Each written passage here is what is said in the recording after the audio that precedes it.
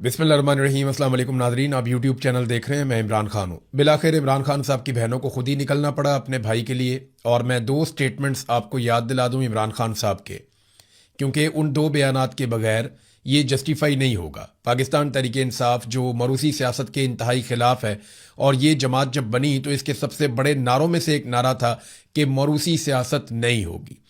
तो एक तो ये बात आप जहन में रखें कि जब इमरान खान साहब अपनी पार्टी की आदत से बहुत ज़्यादा मायूस हो गए और उन्हें कैद तन्हाई में डाल दिया गया, तो उन्होंने दो मरतबा अपनी बहनों को एक ख़ास पैगाम भेजा।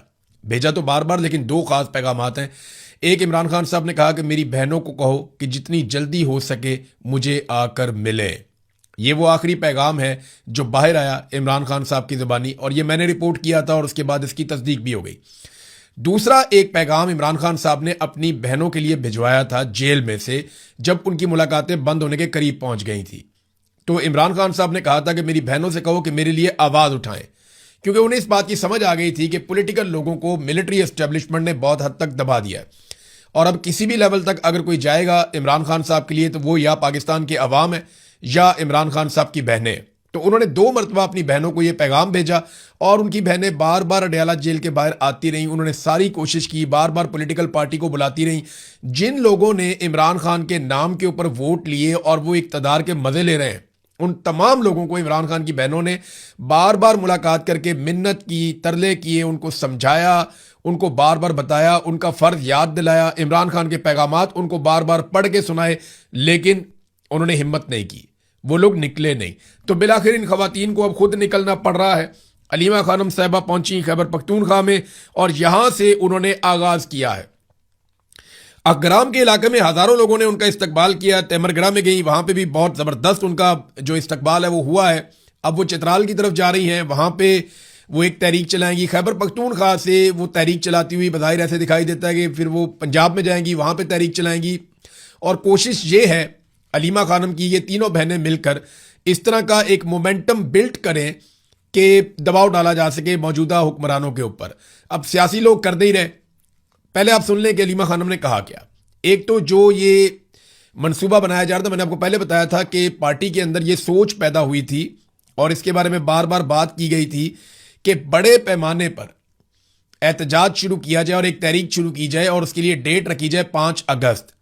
लेकिन फिर मैंने आपको बताया कि मिलिट्री एस्टेब्लिशमेंट बीच में पड़ गई, और उन्होंने पाकिस्तान तहरीक इंसाफ को कहा कि आप इसकी कॉल देंगे आखिरी हफ्ते में, आखिरी 2 हफ्तों में आप कॉल देंगे, 1 या 2 हफ्ते में, यानी जुलाई के आखिरी 10 दिनों में आप कॉल दे सकते हैं। और फिर 5 अगस्त को जो आपका एहतजाज होगा वो सिर्फ 1 दिन का होगा, इससे ज्यादा आपने एहतजाज नहीं करना। तो अलीमा खानम ने उसको मुस्तरद कर दिया। उन्होंने कहा जी ये क्या बात हुई कि 1 दिन के लिए इमरान खान के लिए। उन्होंने कहा जी अब हम मुस्तकिल दबाव डालेंगे, और दबाव के नतीजे में इमरान खान साहब का ना सिर्फ आंख का इलाज करवाएंगे बल्कि उनके हकूक भी उन्हें लेकर देंगे। जो जाली केसेस हैं, इमरान खान साहब जेल में बंद है, उनको आज़ादी मिलनी चाहिए, सादी सादी बात है। पहले सुने अलीमा खानम ने क्या कहा और फिर रद्द-ए-अमल किस तरह का आ रहा है। उन्होंने कहा इमरान खान की आंख जानबूझकर ज़ाया की गई है। क्या ये पाकिस्तान में इमरान खान की आंख का इलाज भी नहीं करवा सकते? ये इतने कमीने हैं। इमरान खान कहते थे दुश्मन हो और कमीना ना हो, लेकिन ये दुश्मन भी है और कमीना भी है।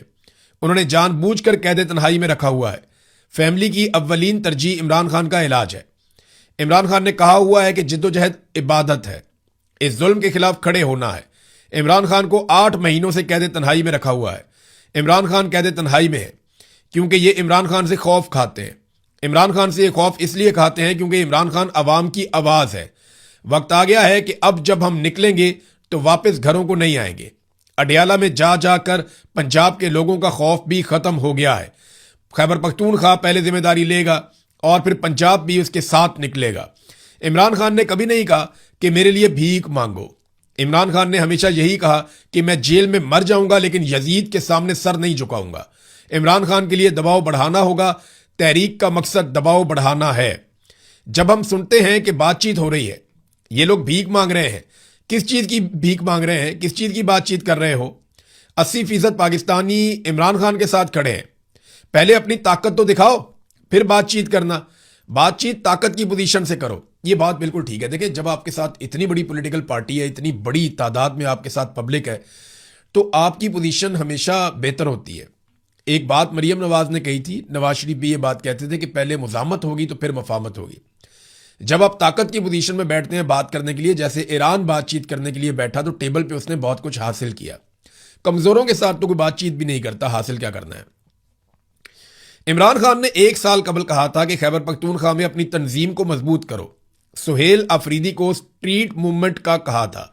वक्त आ गया है, तहरीक को आगे बढ़ाओ, तंजीम मजबूत करो, सब कारकुनान अपने MNAs MPs पर दबाव बढ़ाएं। हुकूमत पाकिस्तान कोलैप्स कर चुकी है। ये वो बात है जो मैं कई दिनों से आपको बता रहा हूं कि ये मुकम्मल तौर पे कोलैप्स कर गए। आसिम मुनीर साहब के हाथ पांव फूले हुए हैं, उनका रजीम मुकम्मल तौर पे नाकाम हो चुका है। अब वो ये सोच रहे हैं कि मलबा डालना किस पर है। मलबा डालने के लिए उन्हें मिल कोई नहीं रहा, और पाकिस्तान तहरीक इंसाफ ने कोई बहुत बड़ा एहतजाज इस्लामाबाद की जानिब गुज़िश्ता 1.5-2 साल में किया भी नहीं है, तो ये मलबा भी किसी पे नहीं डाल सकते। तो इनके हाथ पांव फूले हुए, इनके हाथ में कोई चीज बाकी नहीं रह गई। अब वही बात अलीमा खानम कह रही है कि हुकूमत पाकिस्तान कोलैप्स कर चुकी है। आप पाकिस्तान में माशी, इंतजामी और अदालती हालात देख लें, अब आपको निकलना होगा।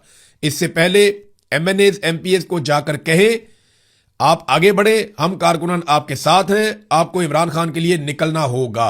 अब कारकुनान इन MNAs MPs को चलाएंगे। MNAs MPs को खौफ है हम निकलेंगे तो कोई हमारे साथ नहीं निकलेगा। अब कारकुनान उनको निकलने की यकीन दहानी करवाएंगे। एजेंसियां बातें फैला रही हैं कि ग्रुपिंग है, हम इसकी तरदीद करते हैं। कोई ग्रुपिंग नहीं है, आप सब लोगों ने निकलना है, आप लोग तैयारी करें। तो ये अब इमरान खान की बहनें जो हैं वो अलग अलग निकलेंगी, और वो अलग अलग जगह पे, तीनों बहनें हैं, वो 3 बहनें ज़्यादा मुतहर्रिक हैं, वो निकलेंगे अलग अलग जगह पे, कारकुनों को मुतहर्रिक करेंगे पंजाब के अंदर, खैबर पख्तूनख्वा के अंदर, और वो एक फाइनल मूवमेंट की तरफ जाएंगे। स्ट्रीट मूवमेंट वो कहां गई? तो मैं आपको यह बता दूं कि इमरान खान ने जुनैद अकबर को कहा था कि आपने करनी है पार्टी की तंजीम साजी, और छोड़ दें आप बाकी सारी चीज़ें, और चेयरमैन पब्लिक अकाउंट्स कमेटी है वो सब आप छोड़ दें, आप पार्टी की तंजीम साजी करें। अब वहां क्या सूरत हाल है वो तो वही बता सकते हैं। दूसरी जानिब जो स्ट्रीट मूवमेंट है वो मैं आपको बता देता हूं, क्योंकि ग्राउंड पे हमारे बहुत सारे जर्नलिस्ट हैं, वो कहते हैं जी बिल्कुल नहीं हुई, जीरो। जो स्ट्रीट मूवमेंट जिसकी जिम्मेदारी सुहेल अफरीदी को दी गई थी, उसमें सिर्फ उन्होंने एक अनाउंसमेंट किया था कि इमरान खान साहब की रिहाई के लिए नौजवान अपनी मेंबरशिप करवाएं, लेकिन एक मरतबा उन्होंने ये ऐलान किया और उसके बाद वो गायब हो गए। प्रैक्टिकली उन्होंने या उनके साथियों ने इसके लिए कोई कोशिश नहीं की, कोई कैंप्स नहीं लगाए गए, कोई ऐसी जद्दोजहद नहीं की गई जिसके बुनियाद पे लोग आते, नौजवान आते, वो आकर इस तहरीक का, इसकी मेंबरशिप लेते और इसके ऊपर कोई हलफनामे होते, कोई इकट्ठे होते। वो एक बहुत बड़ा प्रोजेक्ट हो सकता था जिसमें 10-20 लाख नौजवान इकट्ठे हो जाते, लेकिन उन्होंने इस पर तवज्जो नहीं दी। और उसकी जो सबसे बड़ी वजह है वो पाकिस्तान की मिलिट्री एस्टेब्लिशमेंट ने इसके रस्ते में रोड़े अटकाए थे, क्योंकि फौज, याद रखिएगा, स्टूडेंट से, जो फौजी की आदत है वो स्टूडेंट से और नौजवानों से वाकई बहुत डरती है। उन्हें लगता है कि जब नौजवान अपने हाथों में चीज़ें ले लेते हैं तो फिर आप ताकत के जरिए से चीज़ें कंट्रोल नहीं कर सकते। तो नाज़रीन, अब अलीमा खानम पे तनकीद, ये 2 जगह से तनकीद हो रही है। एक तो तनकीद इमरान खान साहब के जो मुखालिफिन हैं, चाहे वो सियासतदान हैं, चाहे वो मीडिया के अंदर लोग हैं, चाहे वो एस्टेब्लिशमेंट के टाउट्स हैं, वो लोग तो तनकीद करेंगे, समझ आती है। देखें, ये तो एक नुसरत भुट्टो ने भी जुल्फ़िकार दी भुट्टो के लिए आवाज़ उठाई थी। फिर एक दौर था जब नवाज शरीफ के लिए कलसूम नवाज ने भी आवाज़ उठाई थी। और अब मायूसी इतनी बढ़ गई है कि पाकिस्तान तहरीक इंसाफ की क़यादत निकलती नहीं है, और वो बहुत परेशान है क्योंकि सामने मिलिट्री एस्टेब्लिशमेंट है, पॉलिटिकल फोर्स नहीं है। तो अब जो रिस्क इमरान खान की फैमिली ले सकती है वो कोई और नहीं लेगा उनके लिए। ये बात सबको समझ आ रही है, और ये मुतालबा बार बार किया जा रहा था कि वो खुद आकर सामने से लीड करें। तो जो इमरान खान साहब के मुखालिफिन है, जो उनसे बुग़्ज़ रखते हैं, वो तो इस पर तनकीद करेंगे ही करेंगे। लेकिन दूसरा एक ग्रुप है जो इमरान खान साहब की अपनी पार्टी में है। ये वो लोग हैं जो शर्मिंदा हैं, कुछ कर नहीं पाए, क्योंकि ये खुद कुछ कर नहीं पाए तो ये नहीं चाहते कि कोई और कुछ करे। और थोड़े से ऐसे भी हैं जो दोनों तरफ खेलते हैं, यानी मिलिट्री एस्टेब्लिशमेंट उन्हें कहती है कि आप ये एक स्टेटमेंट दे दें ताकि तनाज़ा पैदा हो जाए, तो वो एक स्टेटमेंट दे देते हैं और कोई ऐसी बात नहीं है।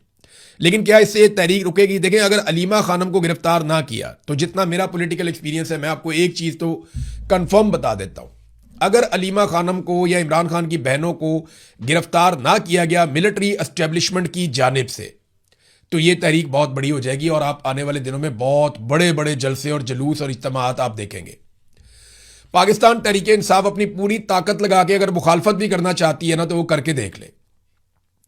ये गंडापुर, सुहेल अफरीदी, जुनैद अकबर साहब, अगर ये सारे मुखालिफ भी हो जाए, अव्वल तो नहीं है, लेकिन अगर ये सारे मुखालिफ भी हो जाए ना अलीमा खानम के और इमरान खान की बहनों के, इसके बावजूद वो इतने बड़े बड़े इज्तिमात कर देंगे कि ये सर पकड़ के बैठ जाएंगे सारे। ये मुझे आइडिया है, क्योंकि पब्लिक उनके साथ खड़ी होगी। वो इस वक्त इमरान खान का मौक़िफ़ भी खुलकर बयान कर रही हैं और वो इमरान खान के हक के अंदर सबसे अगली सफ के अंदर खड़ी हुई है। तो यही वजह है कि लोग उनके साथ खड़ेंगे। लोगों को सरोकार जो है वो इमरान खान से है, लोग बाकियों को नहीं जानते। तो कुछ लोग कह रहे थे जी यहाँ पे मौरूसियत नहीं है, पाकिस्तान तहरीक इंसाफ में फैमिली पॉलिटिक्स की कोई जगह नहीं है। तो देखें, गंडापुरों के ऊपर तो कभी बात नहीं की गई, वो भी तीनों भाई पॉलिटिक्स के अंदर हैं। फिर इसी तरह जो है वो खटक के ऊपर कभी बात नहीं की गई, शाह महमूद कुरैशी के खानदान पे कभी बात नहीं की गई, चौधरी खानदान पे बात नहीं की गई। तो ये अलीमा खानम कोई इलेक्शन लड़ने नहीं आ रही, ना इसने सेनेटर बनना है, ना वजीर बनना है, ना कुछ और बनना है, ना इनके बच्चों ने पॉलिटिक्स करनी है। ये सिर्फ अपने भाई के लिए आ रहे हैं। और इमरान खान कभी इनको पॉलिटिक्स में आने भी नहीं देगा। जब इमरान खान वज़ीर आज़म पाकिस्तान था तब उसने इनमें से किसी को कुछ नहीं दिया। नवाज शरीफ ने पूरा टब्बर लगाया हुआ है ना, रिश्तेदार, रिश्तेदारों के रिश्तेदार, आगे से उनके रिश्तेदार, ये जनाब फलाना है, इसको भी अंदर करो, इसको भी लगाओ, इसको भी लगाओ। उन्होंने पूरा का पूरा खानदान टब्बर मियाँ नवाज शरीफ ने पॉलिटिक्स के अंदर झोंक दिया अपना, सबको लगाया हुआ है। उधर सरदारी है, वो भी यही करते हैं, दूर करीब के सारे रिश्तेदार पॉलिटिक्स कर रहे हैं। लेकिन इमरान खान ने ऐसा नहीं होने दिया। उन्होंने अपने रिश्तेदारों को, गो कि उन्होंने बहुत स्ट्रगल भी की कुछ लोगों ने, लेकिन उन्होंने नहीं। मैं ज़ाती तौर पे समझता हूं कि हसन न्याजी की ये अब उसका हक बन गया है, यानी ये उसकी रिस्पॉन्सिबिलिटी भी बन गई है। जितनी उसने कुर्बानी दे दी है, जितनी उसने मार खा लिया हसन न्याजी ने, अब उसकी जिम्मेदारी है कि वो पॉलिटिक्स को ना छोड़े। अगर वो पॉलिटिक्स को छोड़ेगा तो वो बहुत बड़ी ज्यादती करेगा कि इतनी मार खाने के बावजूद, इतनी तकलीफें बर्दाश्त करने के बावजूद, पाकिस्तानियों के लिए इतनी आवाज उठाने के बावजूद, जब वो एक जगह पहुंच गया और वहां से अगर वो पीछे हटता है तो वो ज्यादती करेगा। अब मौरूसियत पीछे रह गई। उस आदमी ने जितनी मार खाई है, इतनी मार तो इन जितने लीडरान इस वक्त पाकिस्तान में मौजूद है, इतनी किसी ने भी नहीं खाई। वो फौज के पास कैदे तन्हाई में रहा लंबे अरसे तक, उसको फौजी अदालत से सजा दिलवाई गई। तो अब इस खानदान में कम से कम ये एक आदमी तो ऐसा है जिसका मैं हमेशा हमायत करूंगा अगर वो कभी भी कहेगा कि मैं पॉलिटिक्स में आता हूं, और अगर वो कहेगा कि मैं पॉलिटिक्स में नहीं आता तो मैं उसकी मुखालफत भी करूंगा कि यार इस जैसे लोग अगर पॉलिटिक्स में नहीं आएंगे ना तो फिर पॉलिटिक्स को नुकसान होगा और पाकिस्तान की पॉलिटिक्स आगे नहीं बढ़ेगी। नाज़रीन, फजलुर रहमान साहब को मैं नॉर्मली अपने वीलॉग के आखिर में बताता होता हूं, लेकिन उन्होंने एक स्टेटमेंट ऐसा दे दिया तकरीर करते हुए, उसमें 3 चीज़ें बड़ी अहम है और मैं आपके सामने रखना चाहता हूं और ये इंकशाफात आप समझ लें। एक तो फजलुर रहमान ने कहा कि बलूचिस्तान में बगावत पहले बलोच इलाकों तक महदूद थी और अब पश्तून इलाके भी खून से नहला दिए गए, और इसके लिए उन्होंने जिम्मेदार करार दिया पाकिस्तान की मिलिट्री एस्टेब्लिशमेंट को। उन्होंने कहा कि अब वहां से 50 लाशें आ रही हैं जो पश्तून इलाके हैं और वहां पे बगावत पहुंच गई है। कोई रियासती रिट बाकी नहीं है, बच्चे स्कूल नहीं जा सकते, मगरिब के बाद पुलिस बाहर नहीं निकल सकती। ये हालात बलूचिस्तान में और खैबर पख्तूनख्वा में दोनों जगहों पे हैं। लेकिन बलूचिस्तान का तो बेड़े ही गर्क हो गया।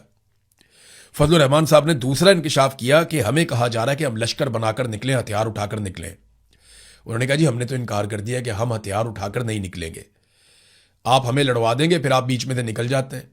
और वो ये कहते हैं कि आप यहां पे हमें कत्लो गारत गिरी की तरफ धकेल रहे हैं, हमने कोई लश्कर नहीं बनाना, हमें कोई किसी किस्म की लड़ाई के अंदर आप ना धकेलें। फिर आप हमारे ऊपर एहसान चढ़ाते हैं कि आपके लोग शहीद हो रहे हैं, खून बह रहा है। भई आप इसके लिए पेटी बांधते हैं, तनख्वाह लेते हैं, हम आपको अपने खून पसीने की कमाई से टैक्स देते हैं और उसमें से आप तनख्वाह लेते हैं।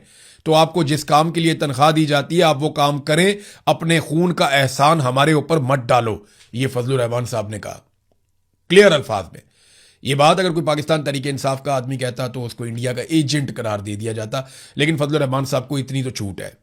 उन्होंने बड़ी क्लियरली ये बात की कि अगर फौजी या पुलिस वाले शहीद हो रहे हैं तो भाई तुम तनख्वाह लेते हो इस काम के लिए, अपने खून पसीने के पैसे से हम तुम्हें देते हैं तनख्वाह अपनी हिफाजत के लिए, तो तुम ये ऑप्शनल तो नहीं था, तुमने खुद ही कहा था कि हमने ये नौकरी करनी है, हमें पैसे मिलने चाहिए, तो मिल रहे हैं, अब लड़ो।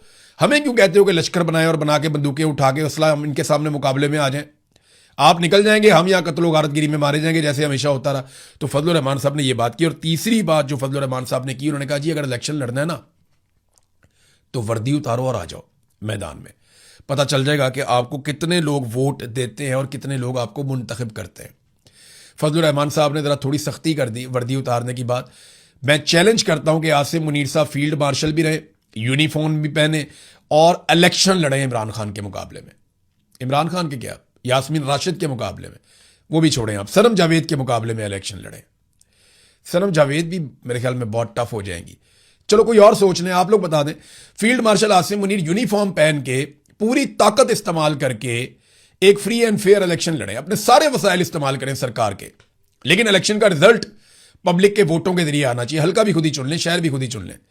ये इलेक्शन नहीं, एक इलेक्शन नहीं जीत सकते। वो फजल रहमान साहब ठीक कह रहे हैं कि वर्दी उतार के लड़ो, लेकिन मैं तो कहता हूं वर्दी पहन के भी नहीं लड़ सकते।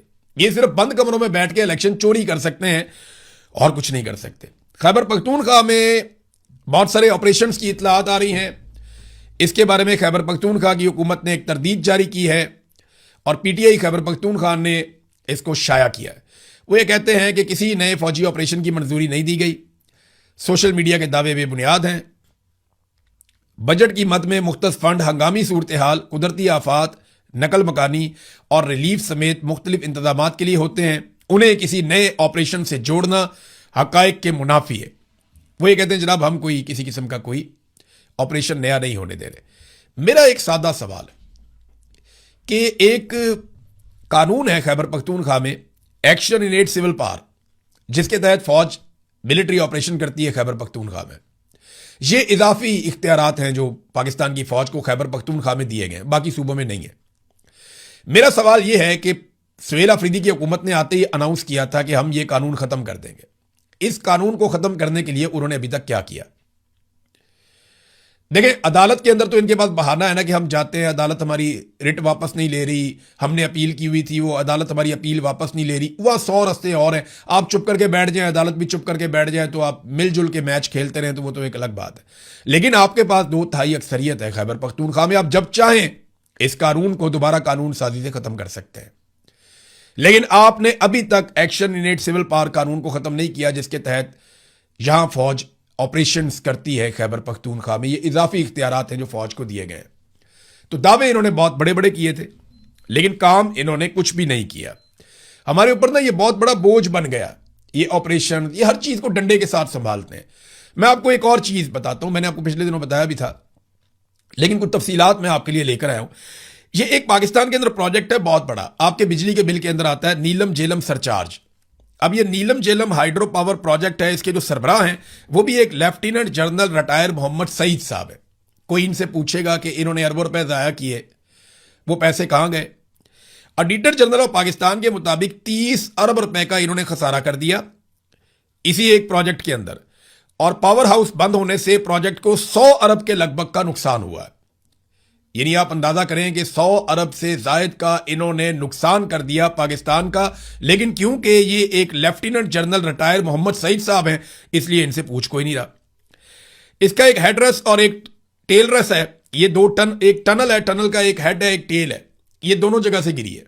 आप अंदाजा करें कि कैसा शाहकार इन्होंने तामीर किया, क्योंकि पाकिस्तान की फौज ज्यादातर ये काम करती है और डिजाइन भी ये लोग खुद ही करवाते हैं। तो इस किस्म का डिजाइन किया गया, इस तरीके से बिजली बनाने की कोशिश की गई कि इसकी टेल भी गिर गई और इसका हेड भी गिर गया। जुलाई 2022 में इसका टेल रेस टनल जो है वो गिर गई और पैदावार अगस्त 2023 तक बंद रही, यानी 13 महीने तक पैदावार बंद रही। बहुत नुकसान हुआ। उसके बाद जनाब उसको सेट किया तो 1 मई 2024 को इसकी हेडरेस्ट टनल है वो गिर गई और पावर हाउस बंद हो गया फिर दोबारा से। अब लगातार नुकसान हो रहा है। इसके अलावा इस प्रोजेक्ट को 2028 तक के लिए बंद कर दिया गया, और जब इसको बंद किया है तो तनख्वाहें तो लोग लेते रहेंगे, वो तो मौजें करते रहेंगे, लेकिन प्रोजेक्ट बंद होने की वजह से इसकी जो कॉस्ट है वो कई गुना बढ़ जाएगी और पाकिस्तानियों को मजीद पैसे पड़ जाएंगे। ये नाजरीन पाकिस्तान के हालात हैं। हमारे पानियों पे इंडिया डैम बनाता जा रहा है, बिजली बनाता जा रहा है, किसानों को उसने मुफ्त बिजली देना शुरू कर दी है। वो कई सूबों के अंदर वो छोटे इस्तेमाल करने वाले लोगों को, सारिफीन को मुफ्त बिजली दे रहा है इंडिया। वो तरक्की करता जा रहा है, आगे बढ़ता जा रहा है हमारे पानी के बलबूते के ऊपर। और हम क्या कर रहे हैं? हम अपने ही पानी से बनने वाले मंसूबे रोक रहे हैं, बंद कर रहे हैं। वो इसलिए कि हमने आईपीपी को इजाफी पेमेंट्स, जिसे आप कहते हैं कैपेसिटी पेमेंट्स, वो हमने आईपीपी को देनी है ताकि आईपीपी का पेट भरे और कमीशन बड़े बड़े ताकतवर लोगों के, जो मिलिट्री एस्टेब्लिशमेंट में और जो पाकिस्तान के अंदर पॉलिटिकल एलीट है, उनकी जेब में जा सके।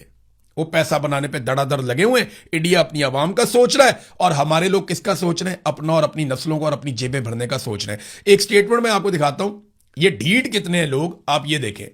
ये सईद मेहदी साहब है, नवाज शरीफ साहब के बड़े करीबी दोस्त हैं, बहुत बड़े ब्यूरोक्रेट हैं। इनका एक इंटरव्यू किया, और इंटरव्यू किया जनाब एजाज सैयद साहब ने। उन्होंने सवाल पूछ लिया कि जनाब आपका दामाद सिकंदर सुल्तान राजा इनका दामाद है, जो चीफ इलेक्शन कमिश्नर है, जिसने पूरे पाकिस्तान का इलेक्शन चोरी किया, और आपका बेटा फेडरल सेक्रेटरी है, आपकी बेटी जो है वो भी एक बड़ी ज़बरदस्त जगह के ऊपर ब्यूरोक्रेट है। बेटी को तो मौजें ही लगी हुई हैं, जो सिकंदर सुल्तान राजा की बीवी है। वो तफसीलात किसी दिन मैं आपके सामने रखूंगा, आप हैरान हो जाएंगे। तो उससे पूछा कि जनाब आपका बेटा, दामाद, बेटी सारे ब्यूरोक्रेसी में इतनी आला जगहों पे लगे हुए हैं, कोई नसीहत ही कर दें। अच्छा, ये सारे ही जो लगे हुए हैं ना, वो लगे ही हुए हैं, तबाहियां फेर दी हैं। जो सिकंदर सुल्तान राजा ने कर दिया, जो इनकी बेटी ने कर दिया, बर्बादियां फेर दी इन्होंने। अब वो मशवरा क्या दे रहा है? वो ये कह रहा है कि अपना काम सही तरीके से, ईमानदारी से करें, सोच समझ कर करें, इतनी हिम्मत पैदा करें कि आप गलत काम से इनकार कर सकें। हो सकता है कि इसका आपको नुकसान हो, मगर जब तक ऐसा नहीं होगा हमारी ब्यूरोक्रेसी ठीक नहीं होगी। और फिटे मुंह भाई, यानी आप सिकंदर सुल्तान राजा के आप ससुर हैं, और आप कह रहे हैं अपना काम ईमानदारी से करें, कोई गलत काम करने का कहे तो इसको इनकार कर दें। ये आदमी खुद चलकर चला गया था, इलेक्शन कमीशन के दफ्तर से निकला था रात के वक्त बगैर सिक्योरिटी के, और जब ये वापस आया तो फॉर्म 47 साथ लेकर आया था। फिर जो पाकिस्तानियों के साथ हुआ वो पूरे पाकिस्तान ने देखा। तुम्हारे खानदान ने पूरे पाकिस्तान को निचोड़ के रख दिया। पूरे पाकिस्तान का आज तक का सबसे बड़ी डकैती तुम्हारे खानदान ने मारी, और तुम यहां बैठ के भाषण दे रहे हो कौम को। यही तरीकाकार है पाकिस्तान में। ये भाषण देते हैं, बाहर निकल के जनाब ये करो, ये करो, ये करो, दूसरों को नसीहत करते हैं और खुद अंदर से दाव लगाते हैं।